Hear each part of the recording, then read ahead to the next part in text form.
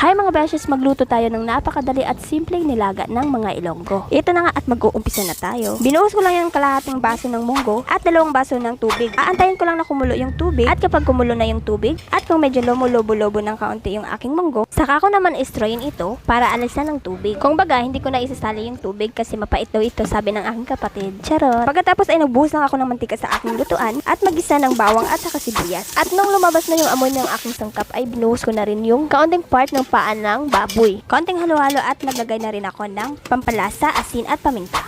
Pagkatapos nito ay paghahaluin ko lang para ma-absorb ng karne ang kanyang pampalasa. Charot. Then after mahalo ay takpan ko lang po ito para matuyo siya ng kaunti. At nang sa ganon ay lalabas din yung kanyang mantika. Ayan, at bumuhos na rin ako ng tubig. Ito ay tansya-tansya ko lang. And then ilagay ko na rin yung pinakuluan ng munggo kanina. Next langka, isang pork cubes, then tangla. Ayan, at nung lumambot na yung karne at saka yung langka, nilagyan ko na rin ng batuan para pampaasim at saka 2 piraso na sili green.